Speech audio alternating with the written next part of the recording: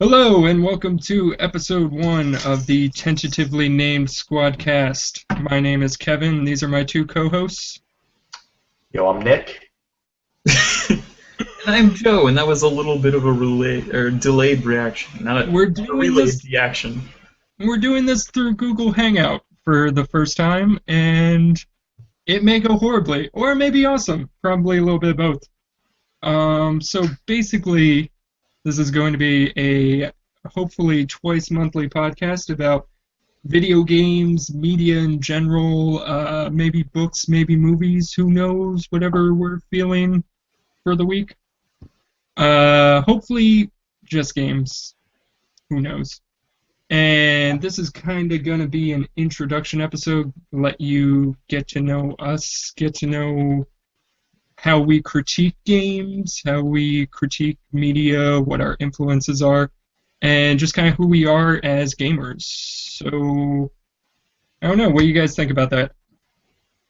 Yeah, sounds good. I mean, yeah. I think we should actually be more of a James Patterson, bi-monthly podcast.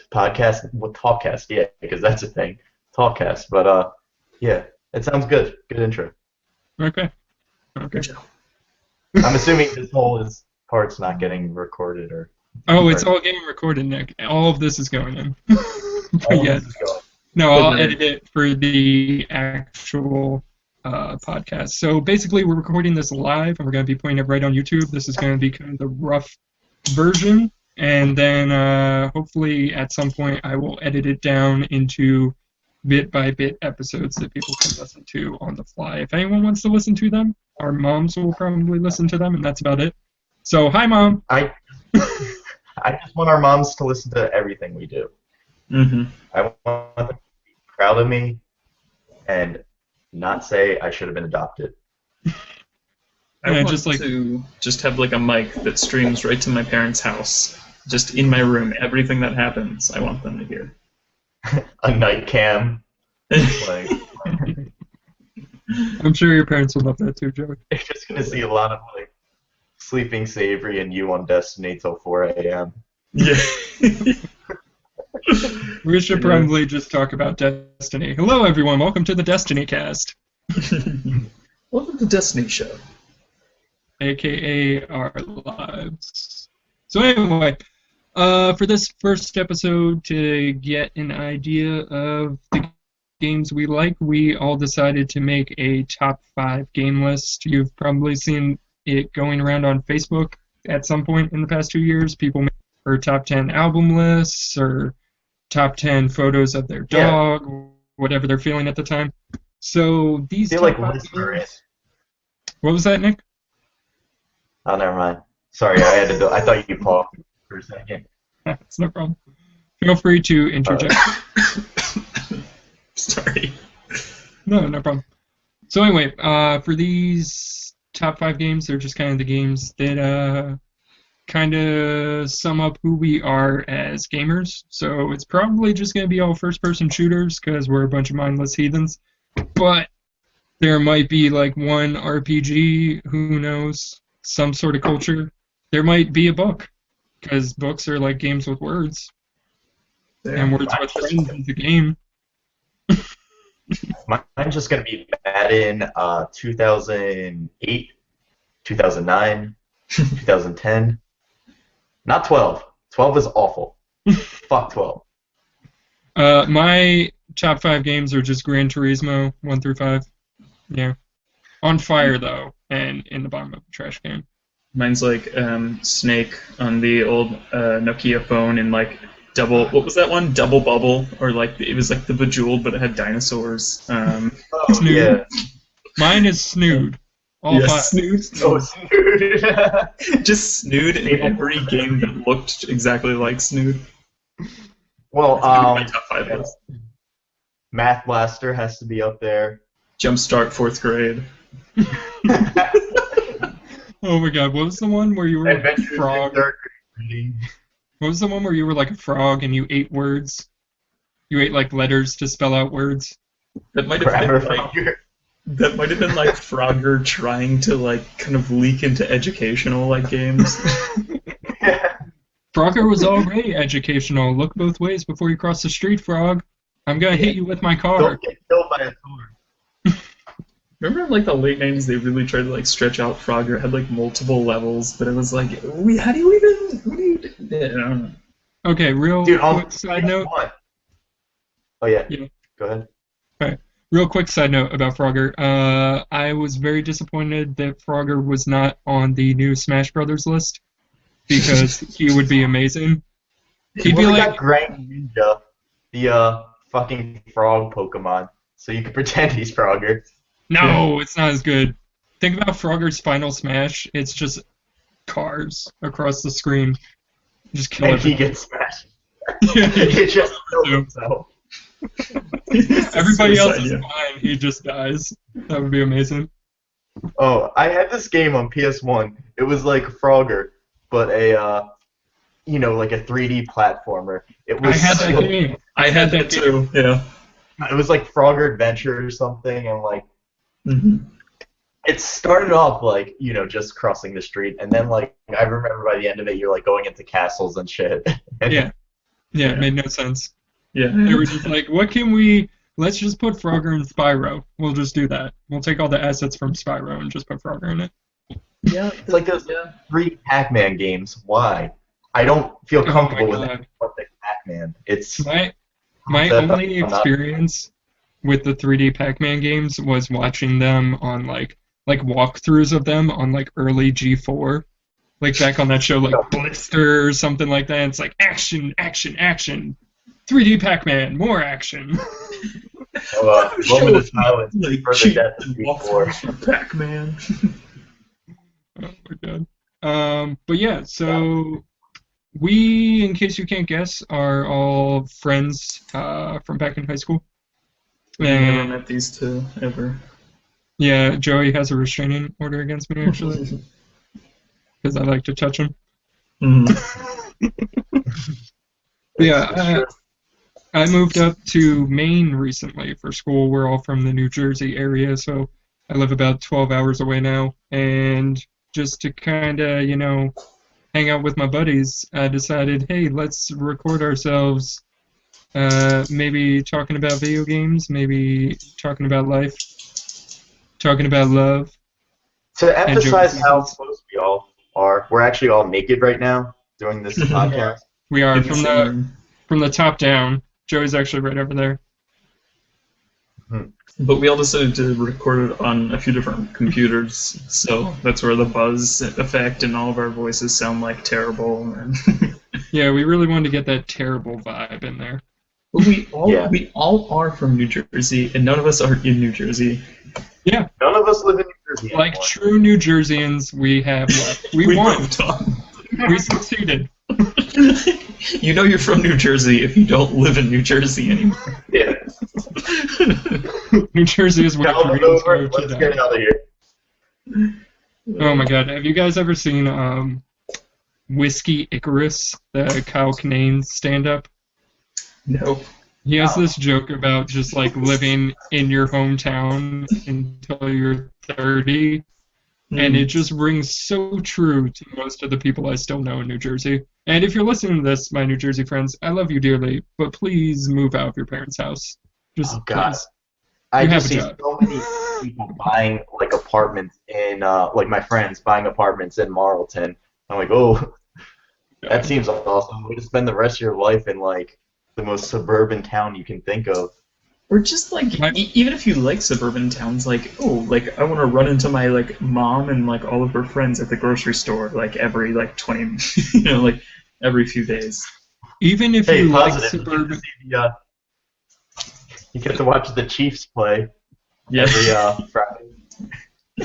even Go if get you drunk love- at the even if you love suburban towns, there are so many more that aren't riddled with heroin and drug addicts and a completely overperforming police force that has a SWAT van for some reason. We live in the suburbs and our police force has a SWAT van.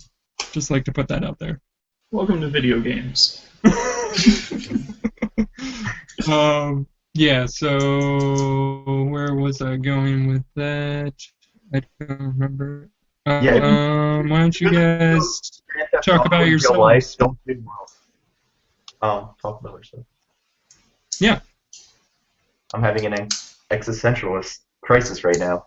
Who am I?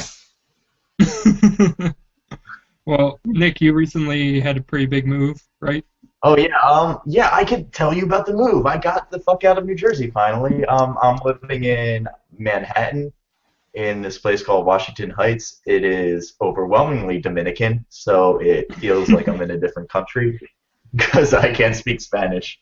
But yeah, Do finally, Dominicans speak Spanish? yeah, it sounds. I mean, I could be just Yeah, I speak ignorant. Spanish. Okay. I don't know if they speak Dominican. That might be a thing. I I don't think think it's like on Dominican the is the other thing. side of Haiti, in that giant, like, dangerous, terrible island in the Place we don't want Caribbean. to go. So any Dominicans or Haitians who may be listening to this right now, but yeah, I'm living in Brooklyn. Not Brooklyn, hopefully soon, but I'm living in Manhattan, working at a TV studio, doing that grind, playing a lot of Destiny, and yeah, that's me. Yeah. Nice. Joe, why don't you tell us about yourself? Your ASL, please. All right. I'm at the young age of 56. I'm a male, obviously, and I live in St. Petersburg, Louisiana. And I think if you meet me behind the public middle school, I think I can show you a really good time. You know, you just dumped Tommy Liverford, and you know he's an eighth grader, but I can show you what a real man tastes like. My name,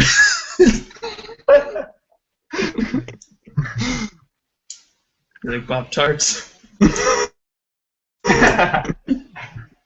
Question: too. Do you have braces? Please say yes. No, get out of here. I need this. Just tell me a Come braces. on, just get your Heelys all over here. Bring your Razor scooters. I'm gonna take that Aeropostale top right off. All right, don't put any of that in. I'm putting all of that in. Um, all right, my actual name is Joe, and I used to live in New Jersey with these dudes, but now I live in Pennsylvania, and I don't know.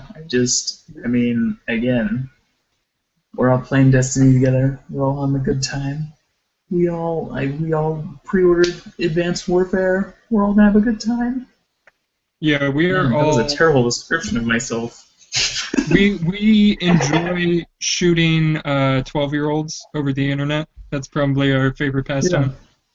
That is absolutely. If we can make some boys cry, which is actually my biggest complaint about Destiny, is that you can't actually taunt people. But Oh yeah. nothing brings me more joy than a crying 12-year-old who says he has sex with my mom. Oh He yeah. didn't know. He In, doesn't know my Des- mom. in Destiny, you can only step up 4 style dance battle each other in space. Mm-hmm. Zero gravity dance battles. But that's just not as It's good. not the same. It's not the same. It's like playing with a bunch of mute kids. I mean, So, there's no risk of them telling their parents of what you do to them, so it's not fun anymore. What are they The going to risk. say? Oh no, Judy Neutron said the F word to me. Mm-hmm. I miss when guys would try to pick me up because my name would be Judy Neutron. They'd be like, "Hey, a girl who plays video games." I'd be like, "Hey, what up?" oh, Joey, tell that raid meetup story that you had from Reddit. Oh yeah. So I mean, I right now I'm working at a job where I work for like a German fucking company, and so I have to go in there from 4 p.m. to like midnight just to do like copywriting and stuff. So when I get home, none of these guys are awake because they're normal people.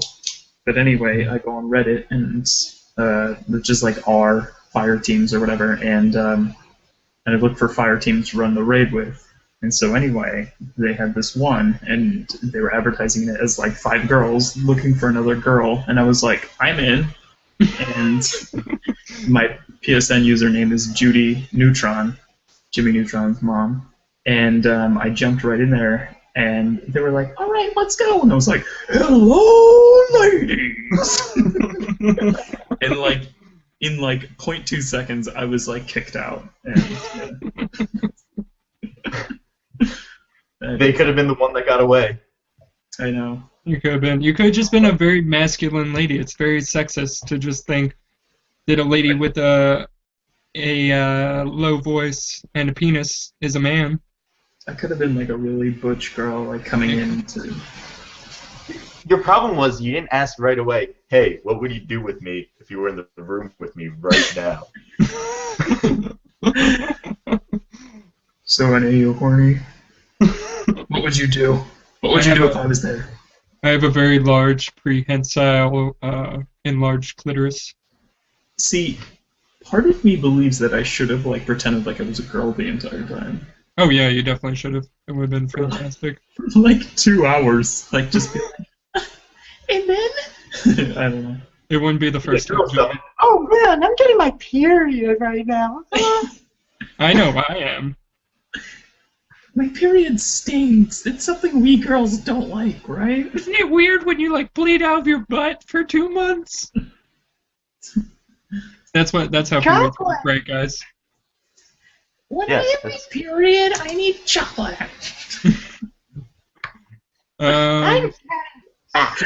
Us girls use the girls' bathroom, right? Shopping! How do you not know this? How do you not know if you use the girls' bathroom? Hey, can someone remind me? So anyway, Did a spaceship just fly over your house? Yeah, pretty much. It was an Asian spaceship, just flew right over. Get on track. I feel like this sumo wrestling round is over. Yeah, had to reel this tangent train in. So bring it back into the station. Bring it back in. So our top 5 games, we all spent about like a week or so, maybe 2 weeks, putting this together. We all put together a top 10 list at first, but there are 3 of us, and 30 games is just way too many games. So it's basically like we're walking into a GameStop, you know. So we decided to cut it down to 5 each and go from there. So I'll let Nick start out with his number 5. Maybe how about Joe starts off? Yeah, we can do that. Yeah, just because you know how. All right. Joe likes to go first. All right. Hang on, Joe. Oh, that's the wrong one. What is this? What? Can I do this? Oh my god, wait, where is this at? I'm not telling you guys because chaos will ensue. It would just be like 20 drum solos. It would just be that. Just on loop the whole podcast. Kevin would just be talking and it'd just be like laughing and drumming the entire time. I kind of honestly thought you had a gong in your room for a while. It's my sex gong. Whenever I finish, I just.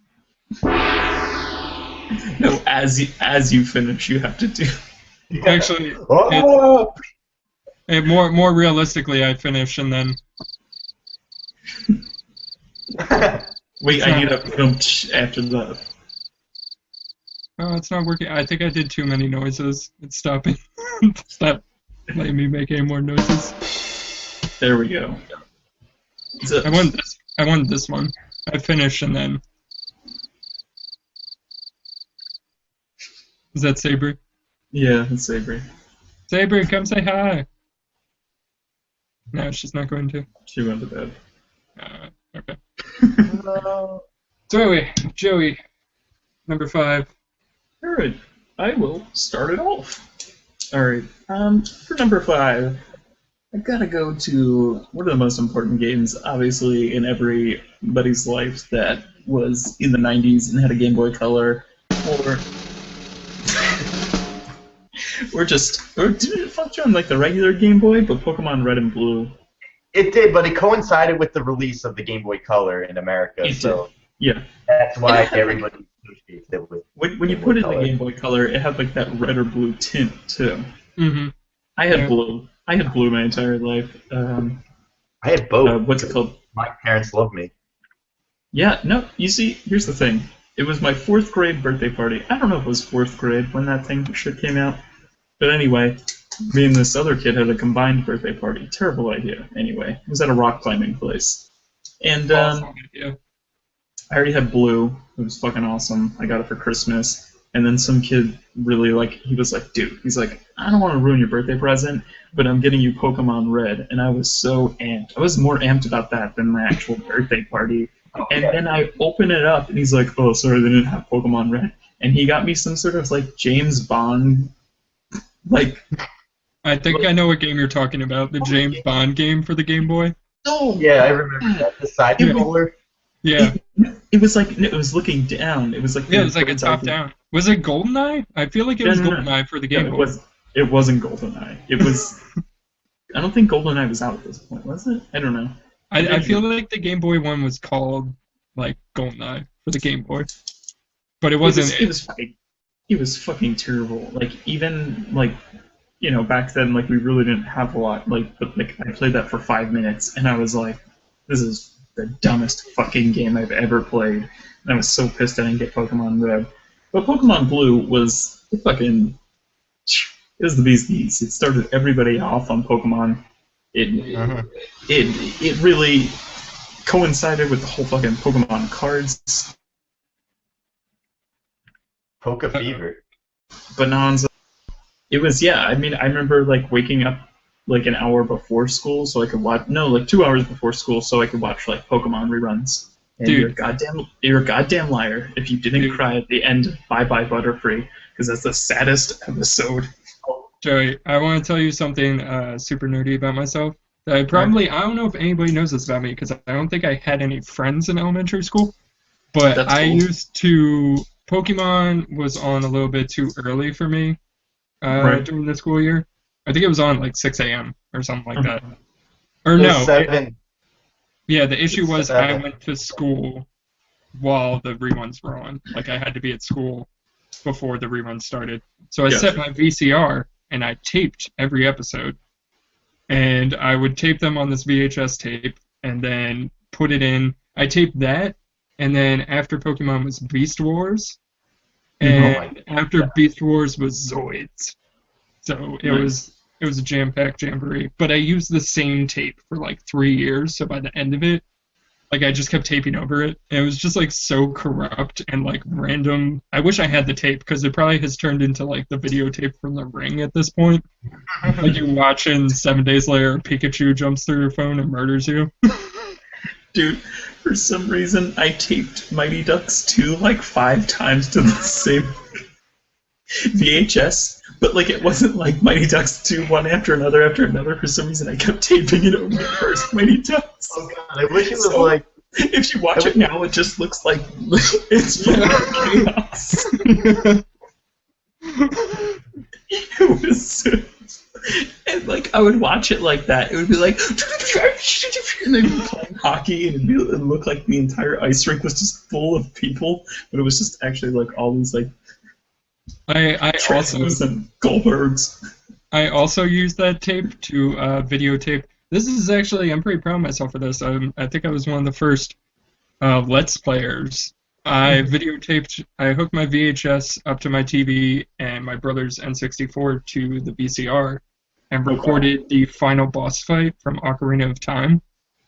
And it actually turned out perfect, and it was awesome. But then I taped over that with a bunch of Pokemon and Zoids. So amidst the schizophrenic Pokemon battles, you just have Link knocking a light bolt back at Ganon. Anyway, let's bring this train back into the station. Pokemon Red and Blue was Yes. fantastic. I mean, I don't know, we all had to have played it, for like years. That game was it was so easy to just latch onto. Yeah, Kevin's holding it up right now, and Pokemon. I can't wait for the day that we have a president that played Pokemon Red and Blue, because he'll truly understand. It's getting close. This day is getting close. It will probably be the true Pokemon master. What's his name again?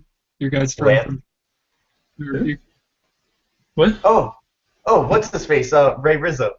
Yeah. Ray Rizzo. Yeah. Ray Rizzo for president. Yeah, that's another great point. The town that we're from, this kid Ray Rizzo is also from, and he was like a world champion Pokemon master for 3 years in a row, which is better than any Japanese kid has. Yeah. If anyone doesn't know, New Jersey is about as densely populated as Tokyo. So our high school had, how big was your guys' graduating class? Oh, and just to point in, I graduated. We actually were all in different classes. Yeah, Joey was 2007, Nick was 2008, and I was 2009. Yep. And I believe all of our graduating classes were probably close to 1,000 people, maybe somewhere around there. So, I was actually at 670.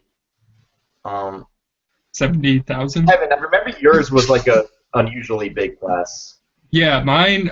I don't know what happened, but 1990 was the year for Fuxin for people in New Jersey, and there were just so many kids.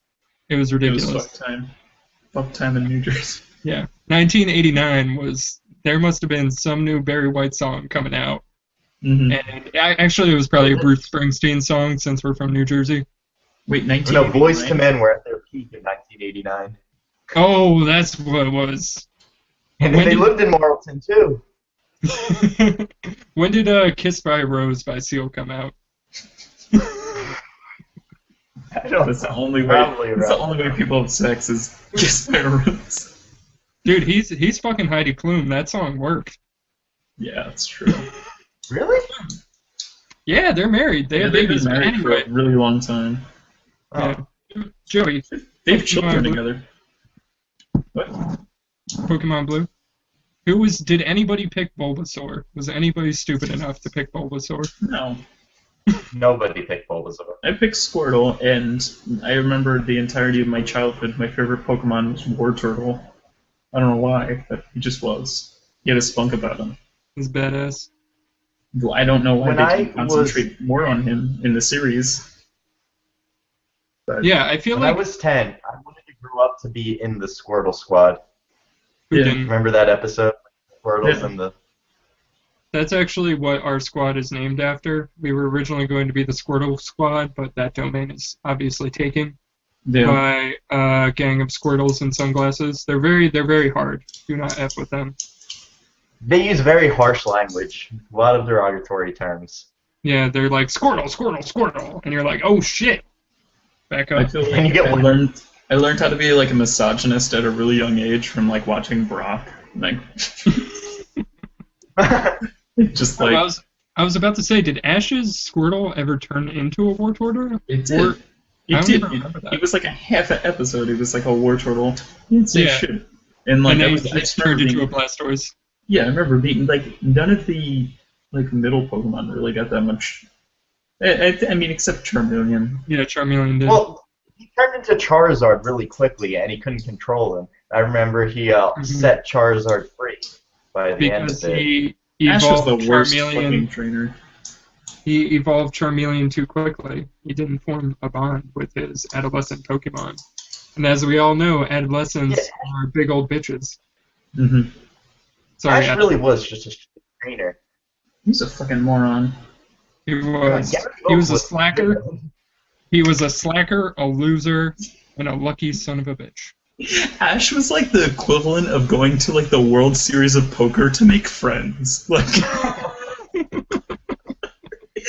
He's not there to win money. He's just there, but he's man, I'm gonna win this. But he would just start giving his cards and chips away and shit. What are you doing? Hey guys, got any My two? favorite Pokemon moment was yeah, they were introducing the new starters, and he had a Trico or a Treco, and Ash is like, "Is that a water Pokemon?" No, it's a fucking green lizard with tree in its name. Yeah.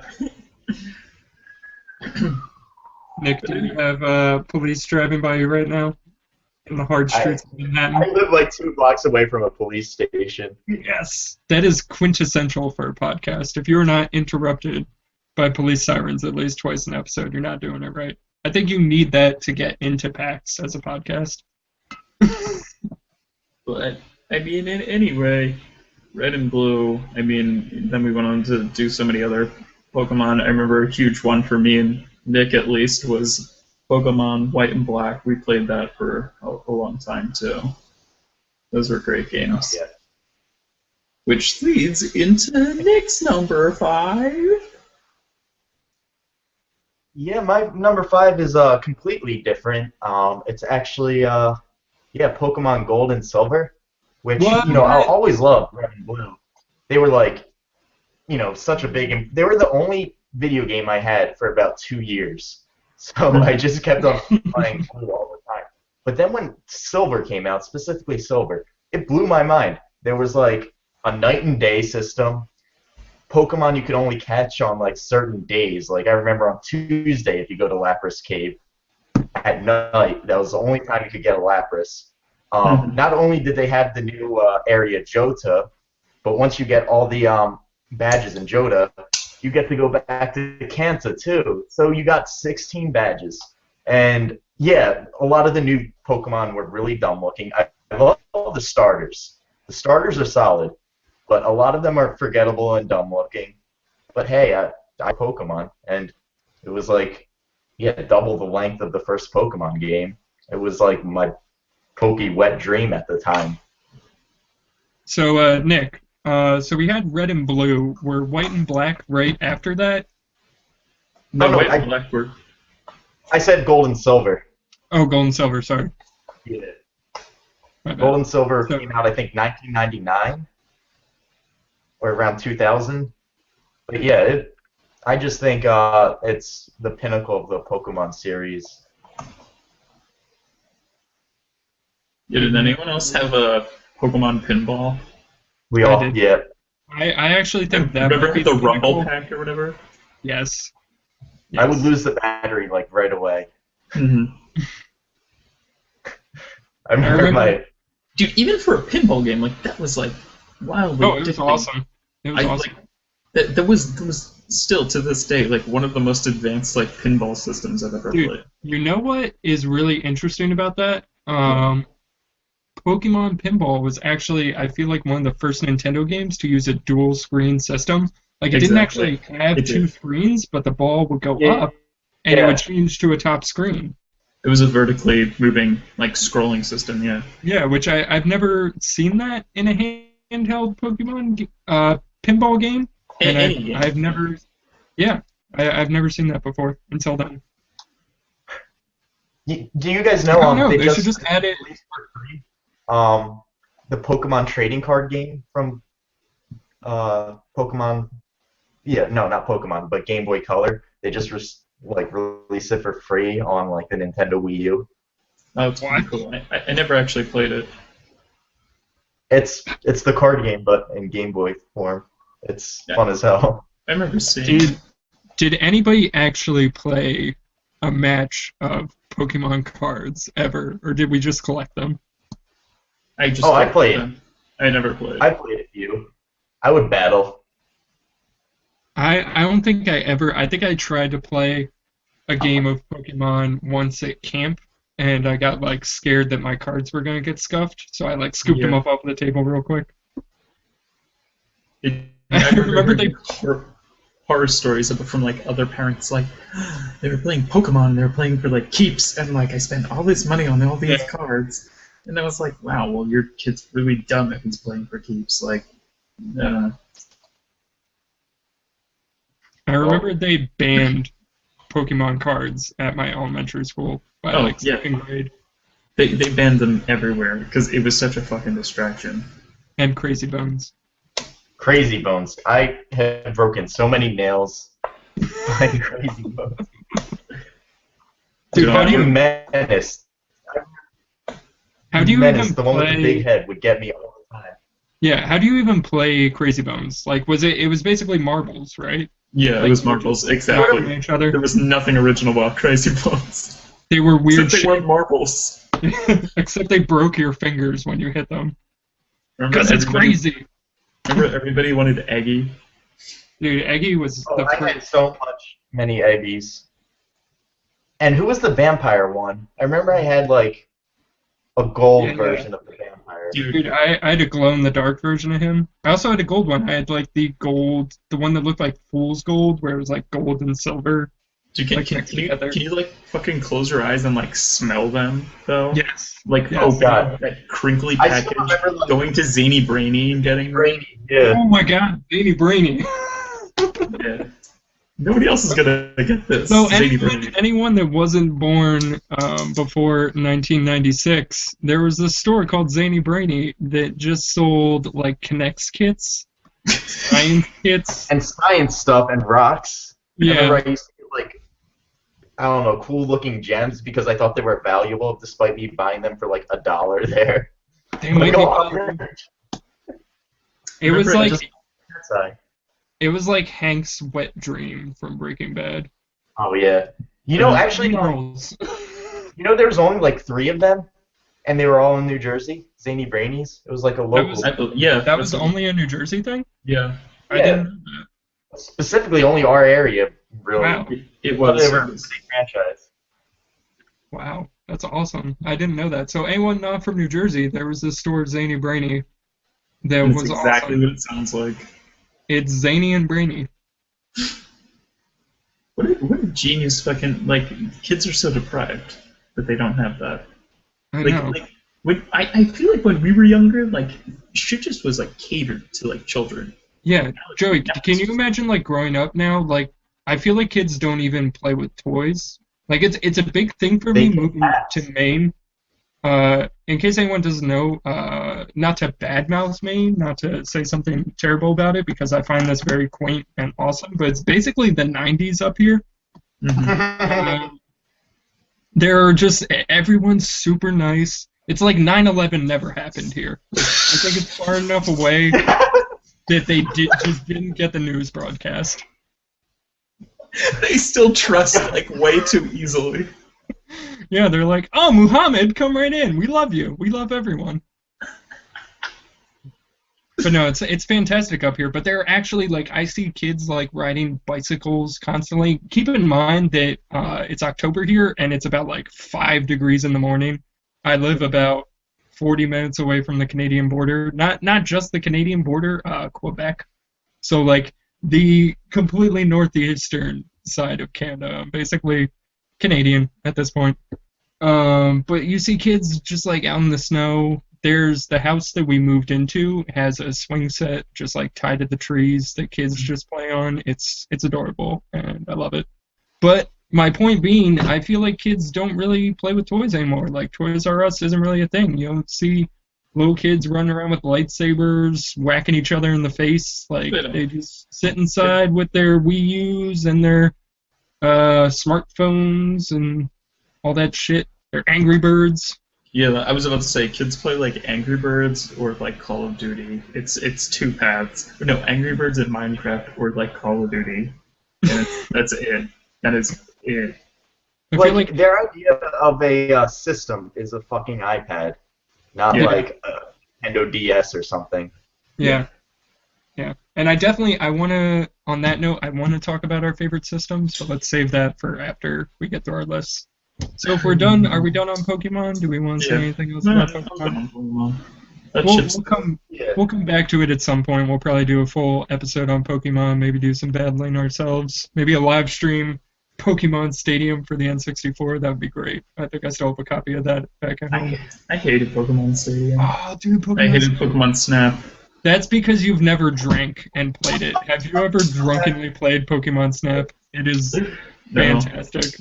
I'm a kid who can play like something once, and that's it. So like Pokemon Snap, as you can imagine, was incredibly like disappointing. Yeah. Okay. I don't know. I remember beating Pokemon Snap in one day over at my At a friend's house. sleepover? We Were you at stayed a up till like sleepover? 4 a.m. Exactly. Everyone Yeah, played it was a Pokemon Snap sleepover. at a sleepover. Way Yeah.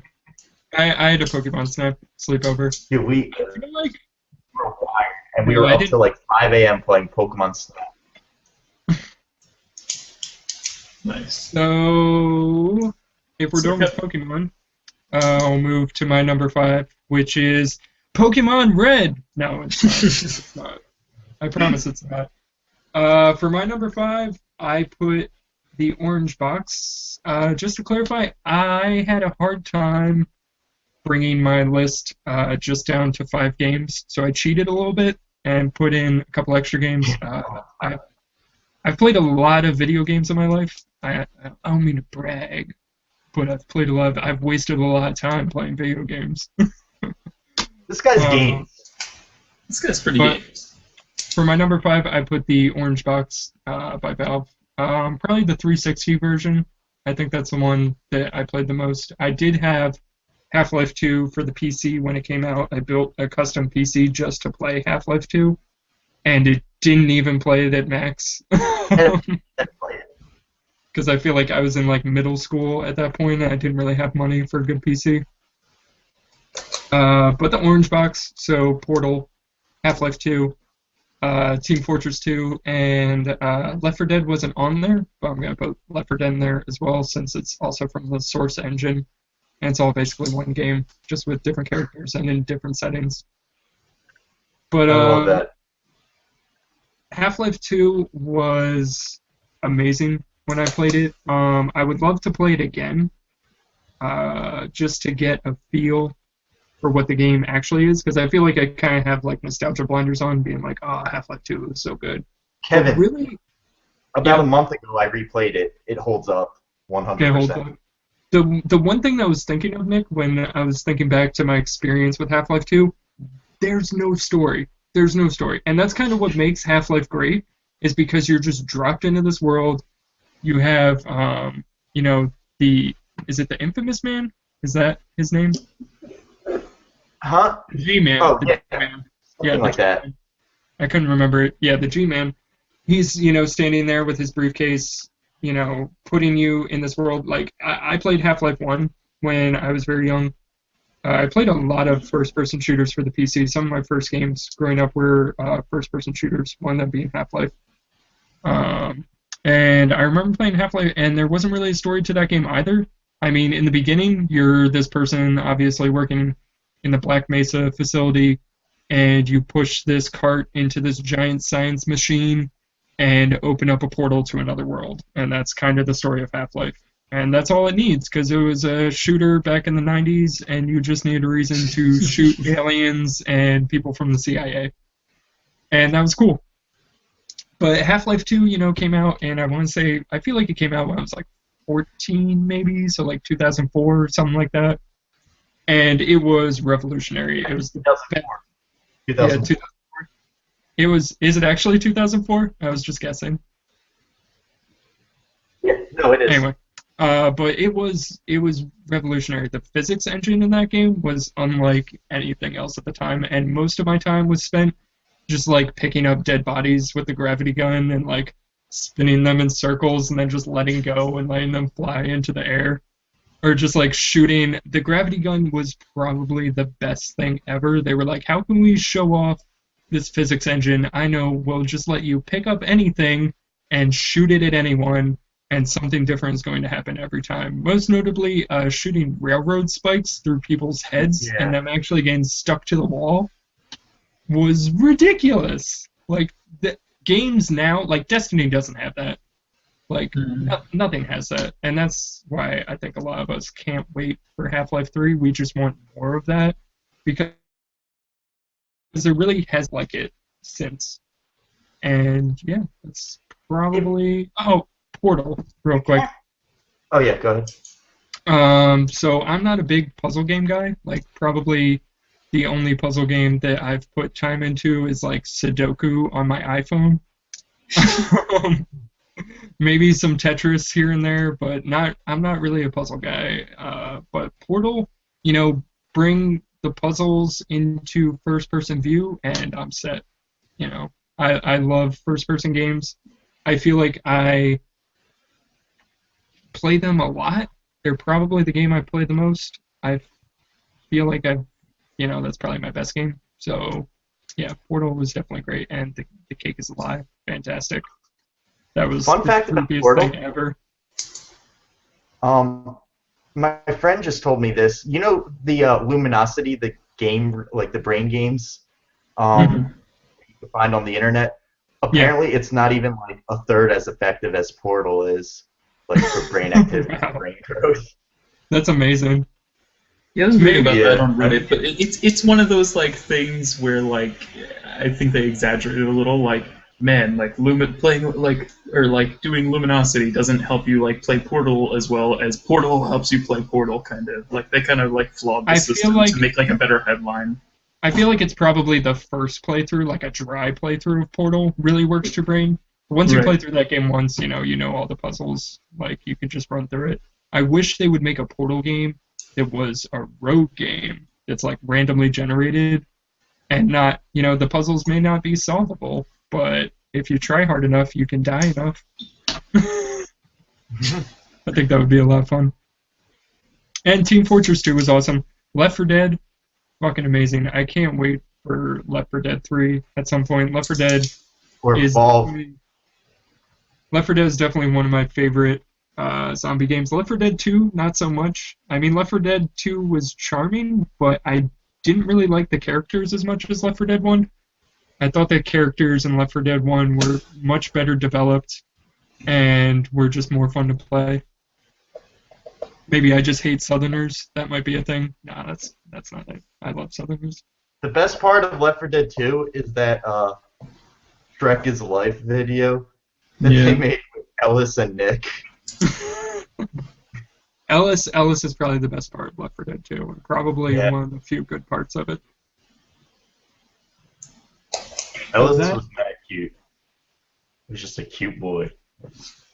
That is probably, you know what? I'll revisit Half-Life 2 in my number 3, but that's all I'm gonna say for now. So, Joey, what's your number 4? Alright, my number 4 was my favorite of this series, but it was Grand Theft Auto Vice City.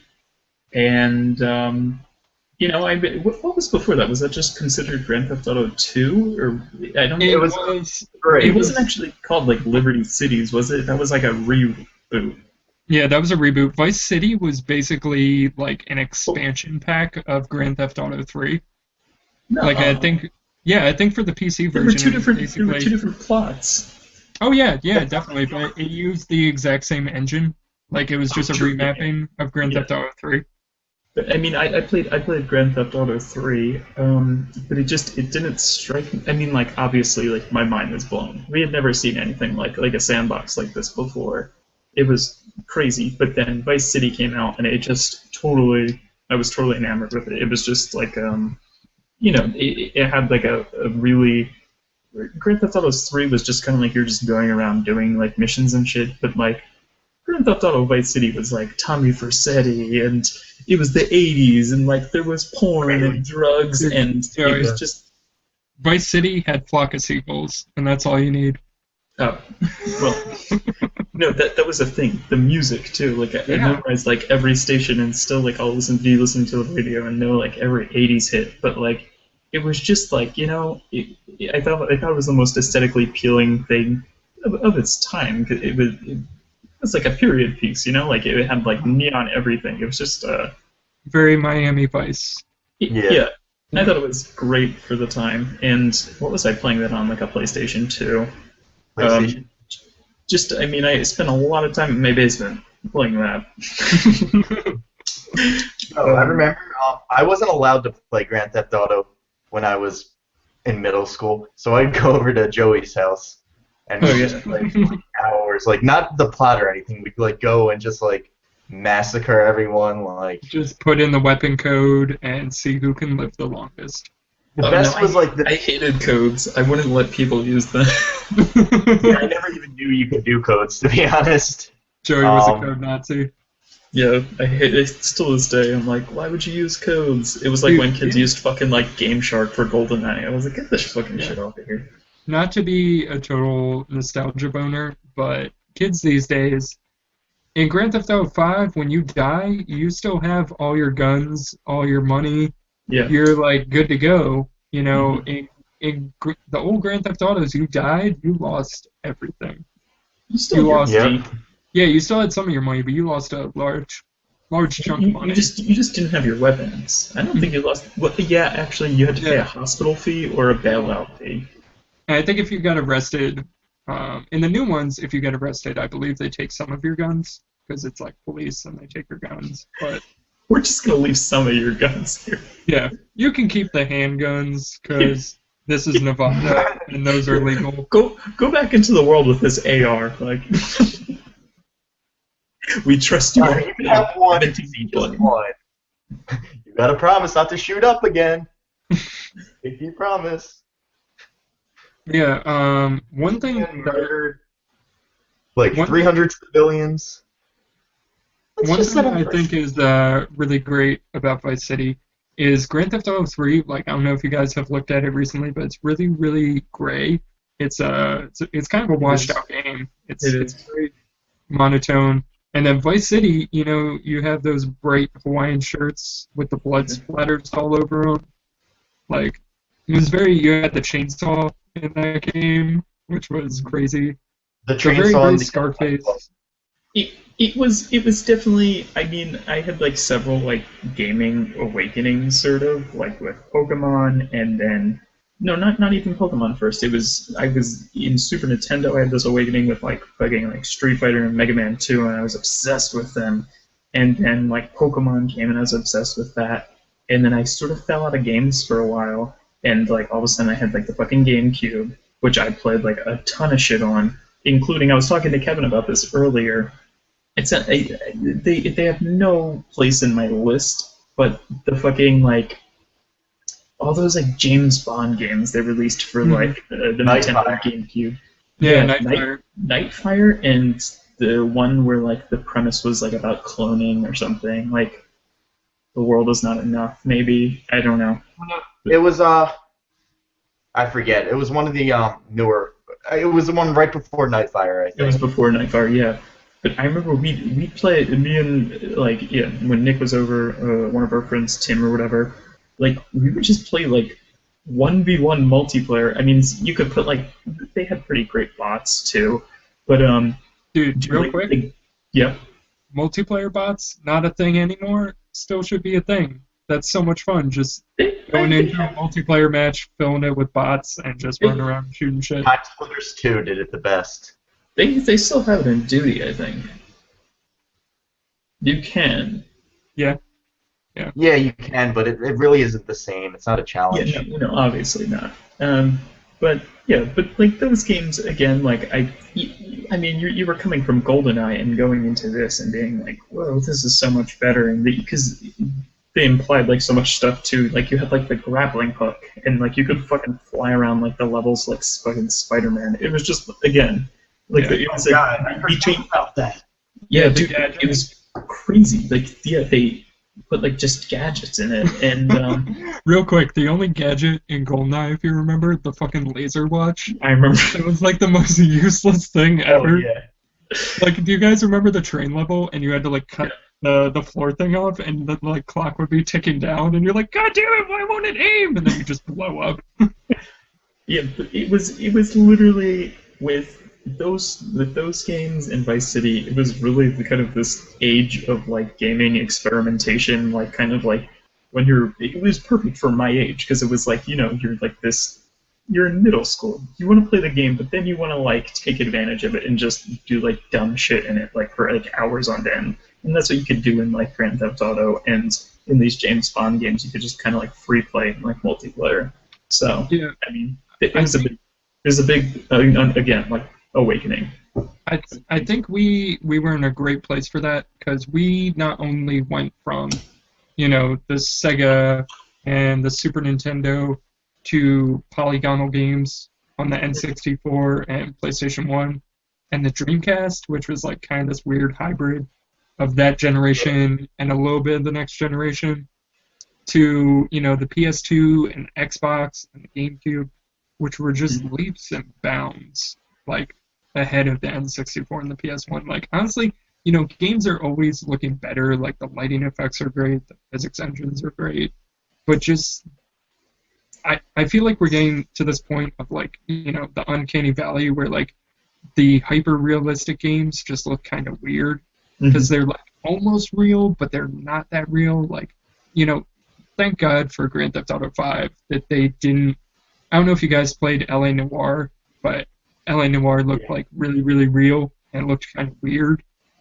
And then Grand Theft Auto 5, it's almost like cel-shaded. Like, it's very stylized. And I definitely prefer them taking, I just want to say, art direction over hyper-realism. Like, use the power of the machine as much as you can, but still make it artistic. Like, don't just try to make it look real.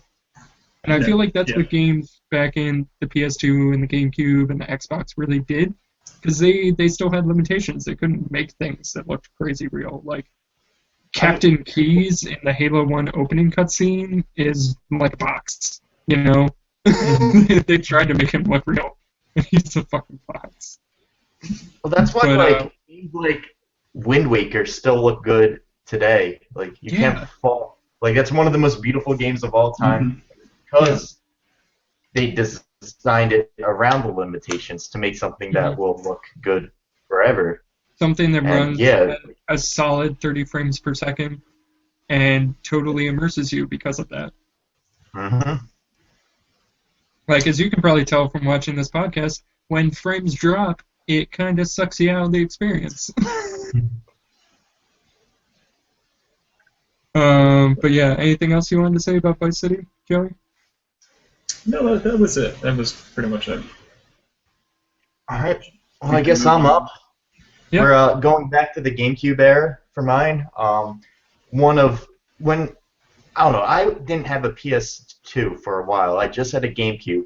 And so for a while, I was watching all like the really popular games come out for the systems that I couldn't buy. But then like I was really jealous of Halo. That was the biggest one I was jealous of. But Metroid Prime came out for GameCube, and it blew my mind. I thought it was way better than Halo ever was. I mean, different experiences, but it was just a complete adventure game. A lot of puzzles, a lot of backtracking. The graphics were gorgeous. The scanning system was awesome. They had like everything in the game. You see it, you can scan it. They'll have like a little entry about it, and you have to scan everything if you want to get the cool like cutscene at the end, the 100% cutscene. But like it was also like, I think I was like 12 when I beat it for the first time. It's a hard game. I don't know how I beat it. It is. It's just a really hard game. But I also loved how like immersive it was. Like pretty much like, the screens were, in her helmet. It realistically looked like it was in their helmet. The whole HUD just there. It just was probably the best HUD in a game ever. Yeah, I agree. Yeah. And it just was a non-stop roller coaster ride until the end, the final Metroid boss. I like that her visor would get cracked too. Like get little like holes in her visor, and you could see like oxygen like going in and out of it. And like the little details, like when you first landed on the planet, it was raining, and you could look up, and there'd be like water splats, like water droplets on her helmet. Yeah. And like so few games just have that complete immersion that Metroid Prime did. No other game has that HUD system that I can think of. I want to say the closest thing to it is Halo Reach, the final level. If you guys played Halo Reach, the final level is basically like a last stand against the Covenant, and as your character gets damaged, you get like cracks in your helmet. But you don't have, the visor outline or anything like that Metroid Prime had. Yeah. It was GameCube was a weird time. GameCube was an awesome time. I love Yeah, the GameCube. I really wish the Wii was more like the GameCube. Same. We're like, yeah, the Metroid Prime, that's just like a series that went away. Yeah, Metroid Mhm. Prime 3 was awesome for the Wii, but Nick, the other M by oh my the music god, I always guy. forget that exists. Everyone does. When they turned Samus into this whiny girl who's just like in love with a burly man. With big old jubblies. Yes. Because that's what Samus always had, folks. She was definitely not an androgynous every man hero, every woman hero. She was a girly girl with big old cans, in case you didn't know. Do you remember when remember in like Melee when you were like Pikachu and you could electrocute Samus, and then me and my cousin would pause it when it would like be like flashing back and forth to like kind of like Yeah. X-ray them. We'd be like, oh man, look at that hot silhouette. Like, Yeah. Dude, real quick, Samus has always been my character in Smash Brothers. Always. She is my favorite character, hands down. wait, hold on. I might already know Nick's answer to this, but best Smash game. Go. Oh, Melee. Melee. Yeah, Yeah. it's Not even a It's you the best. I haven't played the new one for the 3DS. Apparently, it's amazing, but there have been stories of people actually breaking off the circle pad on their Yeah. 3DSs. So I think it's a great game to bring out for the 3DS. Like I mean, I want to play this shit on like the Wii U, man. Like, yeah, I would want a solid control stick. From all Smash Brothers. indications, the Wii U one looks like it may dethrone Melee finally because they're basing it more on Melee rather than Brawl. Brawl. Brawl Also, is so one really floaty. good thing is user creative levels they're implementing for the first time, which I think should have been in the series for a while. Yeah. And Sounds there's like- also 8-man battles, so you could get like, I mean, I don't have 8 friends with the Wii U, but in theory, people on screen at a time. I love how like Nintendo like still tries to like put that in like, no, you can create your own levels. Like, yeah, you could do that in fucking Excite Bike, like in like the fucking 1994. Yeah. No, but just to harp on Metroid Prime a little bit, I respect it a lot. I understand why people love it. I tried to love it. I tried really, really hard, but I remember I got a GameCube on Christmas, and my older brother got an Xbox. Mhm. And one of the games he got for Xbox was, of course, Halo, as everyone did. And I remember playing Halo and being dumbfounded because I had gone from, GoldenEye and Perfect Dark single stick shooters. I was a big PC gamer at the time, so I was used to mouse and keyboard. But moving that mouse and keyboard function to 2 control sticks was just mind blowing. Like it took me weeks to master it. Yeah. And that's a skill that, has helped me a lot in life. Ladies. But yeah, I remember playing Halo, and Halo was amazing. I loved Halo so much. I still love Halo. That's a game that I would love to talk about more in the future, but we'll get back to that. But Metroid Prime was very much, as Nick said, it was a great adventure game. It wasn't really a first-person shooter. Like, it had a shooting system, but it was based more almost on like Ocarina of Time and Majora's Mask with Z targeting. Like, you would lock on to enemies and basically circle around them shooting. And a lot of the fighting arenas were set up around that. Like, a lot of the bosses would be in a central pit, and you would just lock onto them and circle strafe until they died. And that, it was a mechanic that worked, and it was still challenging. It wasn't an easy game. It's one of probably the hardest games on the GameCube, which is probably why I didn't like it so much. Mm-hmm. But yeah, I couldn't get into it. All the backtracking. The first Metroid game that I actually did fall in love with and made me fall in love with Samus as a character and the Metroid series as a whole was, I want to say Metroid Fusion? That's what's coming to my mind right now. For the GBA. Yeah, that was just a great game and probably the only Metroid game that I've beaten, the only Metroid game that I really, really love. And I would love to play the other ones. I would love to play Super Metroid at some point, but just haven't gotten the chance to. Yeah.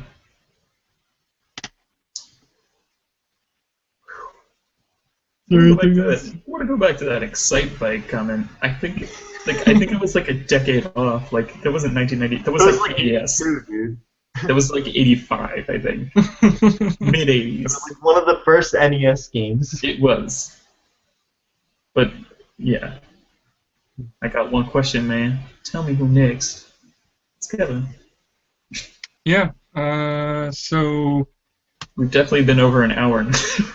Oh yeah, I told you guys. So these guys thought that we would be able to do 15 games in 50 minutes, and I was like, no, I'm not gonna shut up. So this is gonna take a while. So once again, just to give you some behind-the-scenes sort of stuff, this raw footage will be put up on YouTube and will be available as one video as long as YouTube lets us do it that way. I know they have a problem with like videos that are over 10 minutes sometimes, but we're not going to monetize this video, so who gives a fuck?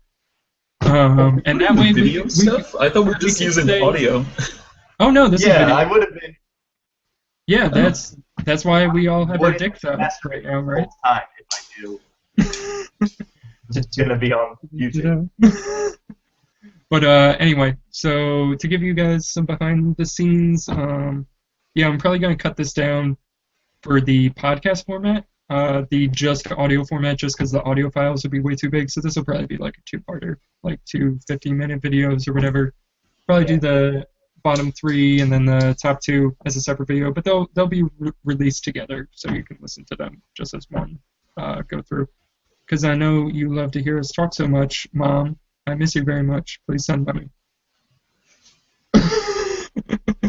So anyway, my number 4. Once again, I cheated a little bit. I'll start off with my first game at number 4.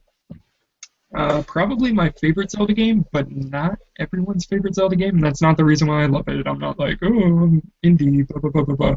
No, this was just the first Zelda game that I actually played. My older brother played Ocarina of Time, and I was probably like 8 when that came out. I feel like that came out in like 1998, something like that. Mm-hmm. Yeah. So I was like 8 years old. Ocarina of Time was just beyond my scope. Like I was still playing Sonic when I was 8 years old. Like moving in a 3D space, that just didn't fly with me. That was way too. The skeletons, too scary. The first Zelda game that I actually played was the sequel to Ocarina of Time, Majora's Mask, which is probably one of the most hated Zelda games besides Zelda 2. It's just different. A lot of people hate this game because it's not really a classic Zelda game. It has a story, which is scary for some people. It's a survival horror game. Yeah, it really is. Yeah, it really is. And basically, if you haven't played Majora's Mask, Link is dead. Spoilers. He dies in about... It's not known whether he dies in an alternate timeline, creating an alternate universe, which is Majora's Mask, or this is just kind of his purgatory, or if this is just his purgatory dying after being the hero of time. I don't remember the actual... There's a book out. Anyone that knows anything about Zelda has probably seen it, but Nintendo released an actual timeline for all the Zelda games. And I don't remember if the Link from Majora's Mask is the hero of time. I feel like he is because...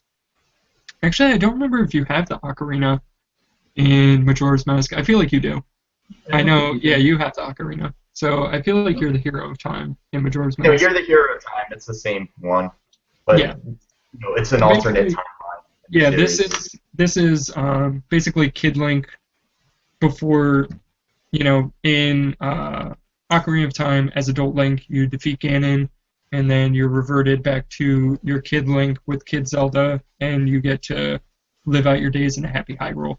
But Kid Link can't be tied down by any bitches, so he's like, I'm gonna go out in the forest and look for trouble, and he gets pushed down a hole by some street thugs, which I would like to point out in the Japanese version is actually a black-faced scarecrow.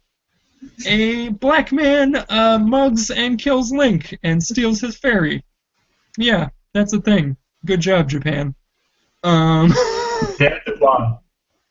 but anyway, you get dead and you're in purgatory and you're basically stuck in this 72-hour timeline. And you, before the moon is going to crash into the earth and kill everyone. And at some point, you get the power to travel back to the first day, and basically through this like convoluted Back to the Future 3 style future traveling, you become a cowboy and defeat all the Indians in the Wild West. Now, eventually, you defeat the Skull Kid and the Majora's Mask and free the Skull Kid from the Majora's Mask grasp, and are still dead. That version of the Hero of Time actually shows up in, I believe, Twilight Princess, and he's dead. He's a person that trains you in sword fighting, and it's super cool. It's kind of a callback to a great game, and I could talk about Majora's Mask all day, but I would love to jump into my part 2, number 4, which is also a game that takes place in a repeating 72-hour timeline, and that is Dead Rising. And I love Dead Rising 1. I think it's fantastic. Cool zombie game besides Left 4 Dead, definitely, because it's comedic and hilarious, and kind of a shot at American imperialism and westernization over Central America and other parts of the world to feed our ever-growing zombie-like sustenance and all sorts of crazy shit like that. And it's a great game. One of the first games I got for the 360, and it was one of those, like Joey was saying, awakening moments that, you would go on screen. I remember playing the demo for it before the game actually came out, and there would be like 80 zombies on screen, which was just crazy. Just seeing all of these fully animated creatures moving around in a crowd was pretty mind-blowing. And just the fact that you could pick up anything and use it as a weapon, and just one of those games that you had to play multiple times to actually beat, similar to Majora's Mask. And that's not really a thing that games do anymore, especially not linear games. Like, even though this was a linear game, you had to play it, multiple times, and your saves would carry through, and your progress would carry through. So that way, even if you failed, you felt like you were still accomplishing something. And that's not something that games really have anymore. They don't really reward that attempt. It's either you beat it or you lose. And I don't like that so much. So that's something that I love about Majora's Mask and Dead Rising. Did either of you guys play Majora's Mask? Yeah. No, that's actually the one Zelda game I've never played. I never had an N64. I missed out on Majora's. Well, just to start out, Joe, what did you think of Majora's Mask? I was kind of like, I didn't like it as much because it wasn't the same. Because I enjoyed Ocarina. Majora's Mask. I replayed them recently, not like super recently, but I don't know. I still didn't really like. I'm not a person who, I don't know. I just enjoy Ocarina of Time a lot better. Honestly, though, still one of my favorite Legend of Zelda games. This kind of goes off topic, but Link's Awakening. Yeah, dude, Link's Awakening also very Majora's Mask in that it has an actual story. Yeah. The fucking egg on the volcano or whatever the fuck that was. Yeah. Yeah. That was a Game Boy game, right? It was. You would hold down on B and release and do a spin attack. And, yeah, that was a really charming game. I really liked that game too. Yeah, it was. Yeah, and it was back to the Game Boy thing. It was just like beautiful color. I think it was like the first game that I had that was like really just like vibrant colors and shit. It was a really well-made. It was the only like well-made Game Boy game I played. Yeah, definitely. Game Boy Color game that I played like at that time. Yeah. So it was no James Bond, okay? It was so shitty. So shitty. It was just like reading a book. Okay. I would love to do an episode on all of our favorite Zelda games and talk about that more. No, I would love to do a podcast about all the worst games we've played. Oh yeah, definitely. How we're not both of that. Yeah, I've played plenty of those. Yeah, that James Bond game would be first. Nick, what's your favorite Zelda game? If not Majora's Mask.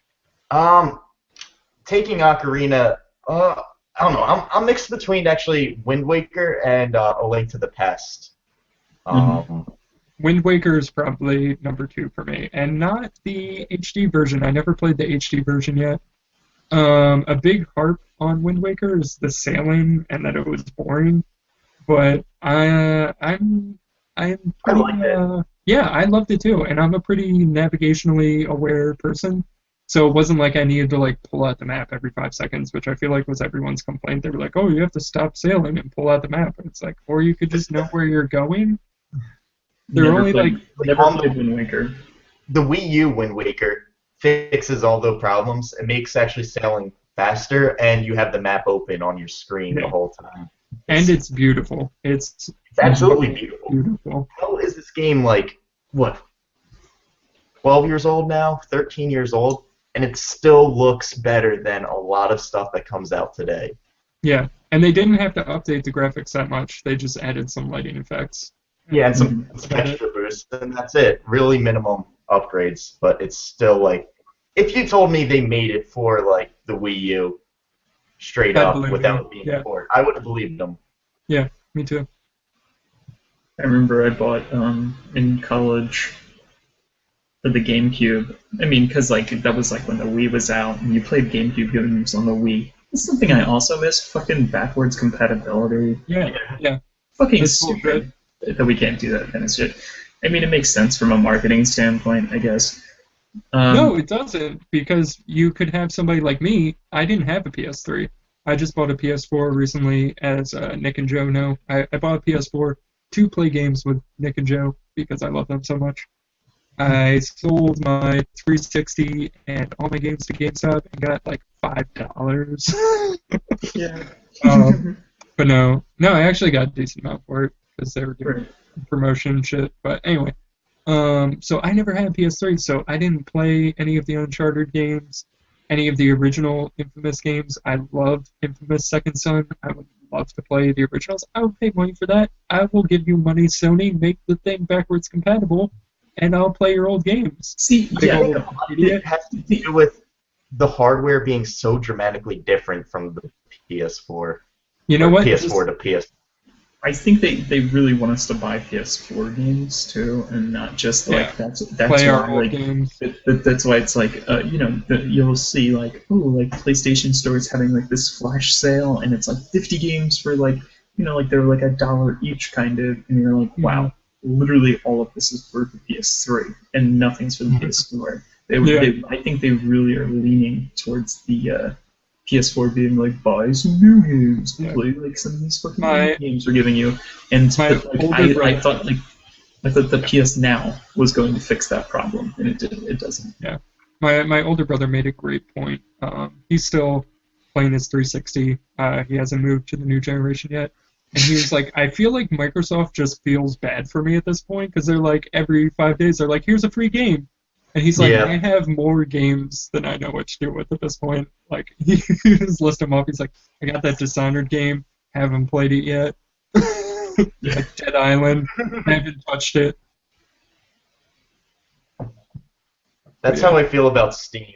I'm just buying like A-list games for like $5 that yeah, I may eventually pay, but probably not. yeah, Oh, but what I was going to before is in the beginning of college, I bought a GameCube disc that had uh, Ocarina of Time, Majora's Mask, and then the first two Zeldas from like the NES or whatever. yeah. I remember that. That actually Mhm. Yeah. came with Wind Waker. That was like one of the first like Yeah. pre-order game and get this cool thing with it Right. at GameStop. And Yeah, it was awesome. You got Ocarina for free for yeah, pre-ordering it. but I think the worst part about that was that what's it called? Is that you realized how shitty those first two like games were. Like the Nintendo one, like the where you have to like Yeah, watch like a walkthrough to complete it. Like, how did people fucking oh, beat yeah, games back then? yeah. It was That'd just be Dude, impossible. it's crazy. You died a Yeah. lot, and it took you a year to beat it. Just, I mean, Although it was the it guesswork was had to be like ridiculous. So I think we've talked about Zelda enough. We could talk about her cute, dimply, but we won't go there because she's a little girl in most of those games, and that's very creepy. So, Joey, what is your